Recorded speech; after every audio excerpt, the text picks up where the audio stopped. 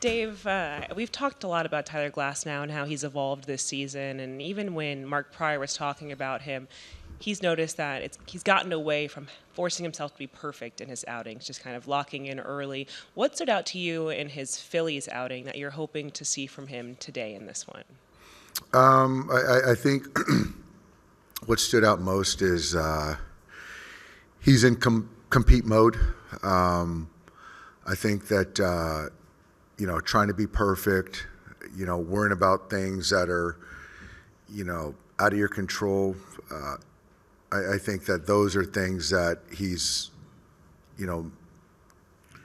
stayed away from and focused on making pitches, staying in the moment, and being in compete mode. And when you're like that, I think you're going to get the best of Tyler, and I think he's done that and gotten considerably better, and the performance has, reflected that. Okay, I'm going to go Claudia in the first row.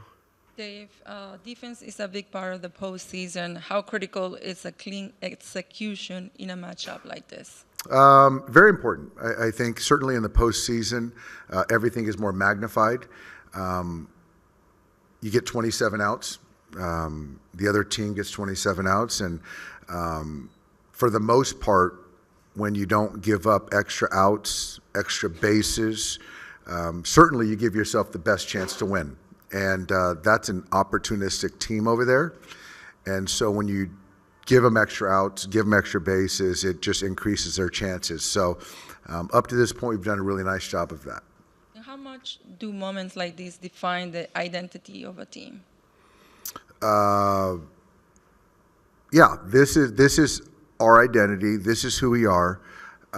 We pride ourselves on, not beating ourselves, minding the little things, because, like I said, in the postseason, things get magnified, and so the little things turn out to be big things. And so I feel like this is what we do all year long, and it's kind of showing itself in the postseason.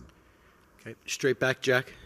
To ask you the story of the day yesterday, what'd you think of Shohei taking BP on the field, and how'd he look? He looked great. I like that. Shohei doesn't take BP on the field virtually ever, and which I understand in the sense that a lot of times in the cage, your focus is more narrowed because of the cage, and you're more line drive driven. But to kind of change things up, to get on the field, to see the flight of the baseball is also important. And I appreciate him kind of changing up his routine. And we got his walk-up song played. There was some fun, some laughs, and all the while him getting his work in. So I thought that was a good thing. It was great. Do you think there's something visually, just seeing, a ball hit the roof of the pavilion, that even that part of it can help him as he's working through this right now? Yeah, but I think, like I said, seeing the flight of the ball, seeing the ball backspun and seeing what it's doing and see it land on the roof in right field, that's certainly not a bad thing. Okay, we're going to go back behind the camera. Dave Vasse. David Vasse, AM 570. Good morning, Dave. Do you need my backstory? No thanks, not this time, not at this time. Sounds good. Following up on Ohtani, do you feel like this is a product of him kind of feeling the urgency of not being able to get results in the postseason, to be able to change up his routine and do something that he hasn't done all season? Absolutely. We talk about the postseason is like a street fight, and not like a boxing match. And with that, there's urgency. And I think that, if this was a regular season situation and you're looking at a span of small sample, 8, 9 games, whatever it might be, he probably wouldn't be out in the cage or wouldn't be out on the field. So with the urgency, the postseason, then he needs to make an adjustment, wanted to make an adjustment on his own, and that adjustment was getting on the field. So I think that that's a great thing in his understanding and appreciation for playing with urgency. You go ahead to Sonia in the second row. Dave, you've already gotten pretty deep into this Brewers bullpen the last 2 games, and you'll be seeing Aaron Ashby for the 3rd time. How do you kind of take what you've seen from him in the first 2 and, use that information going? I think it's information that we're gathering. We've put them in a position where they have to really play with urgency.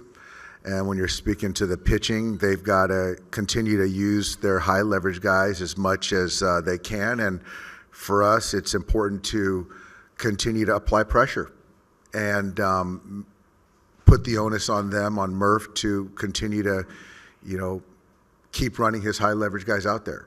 And getting another look at Ashby is important for us, and I just expect us to, keep taking at bats, and whoever they go to next, be ready for them. You were kind of on the other side of that with the bullpen last year. Does having pieced that together in the past, make you better prepared to kind of anticipate what they do and get to their pen when they have to use pitching creatively this year? I wouldn't say it prepares me more, because that's a managing decision on, at what point do you go with, lower leverage guys to not give the opponent similar looks. And so that's a decision each manager has to make. And again, it just goes to us continuing to make that decision difficult for them. So we got to pitch well. We've got to convert outs when given the opportunity, and then, take good at bats. And I like our chances if we do that. We're going to go Jason on the right. Dave, obviously all your starters, except for Yamamoto, spent time in the injured list. That would include Sasaki. When that happened, when they were all out, did you look at that moment in time as trying to prepare them for this moment, for the postseason, and try to ramp them up for this? And did you use that time to maybe hit the reset button with anybody and make some tweaks? Yes. I think it's kind of layered in the sense of our goal was to win the World Series. None of those injuries at that point in time, whether it's Blake Snell, whether it's Tyler, whether it was Clayton, anyone, where it was going to be longer term. So we felt that we have to make sure that the ramp up process was sound, not rushed, to make sure that they could be ready for the postseason, right? So I think our training staff, coaches, did a fantastic job. And the other part was it gave opportunities to guys like Sheehan, Robleski, and others to then help their development. And so I think that with that, we've done a great job of kind of the now, getting the younger players, they're cutting their teeth as starters, getting innings, and then also having our other guys save bullets and getting ready to go throughout the postseason. So it's been, I don't think you could have lined up any better, Jay. We'll take 2 more. Take Bill over here on the left. Yeah, Dave, the Gold Glove finalists were announced yesterday, and Mookie Betts is a finalist at shortstop. We've talked about his position switch throughout the year, but how much of an achievement is that for a guy first full season at a position? I think the only person on this planet that believed that Mookie Betts would be in this conversation was Mookie Betts. And, it's just something that it's never been done. I can't even, it's incredible. I can't even, obviously I'm at a loss for words that he's in this position where last year, the confidence wasn't there playing shortstop and, kicking him out to right field to help our ball club, to kind of wondering if it was the right decision to put him at short, to then now being a Gold Glove finalist, being so trustworthy, and I feel he's very, very warranted in winning a Gold Glove. And so to kind of add to his hardware, it's pretty amazing. So hats off to Mookie. And also, Miggy Rowe's a finalist. And I think Miggy Rowe undoubtedly should get this Gold Glove award. His ability to catch the ball at any position, sure-handed, the spectacular play. So I think they both deserve it, yeah. Okay, we're going to go to Jim in the middle. Hey, Doc, at this stage of the season, are you more inclined to stay with a starting pitcher?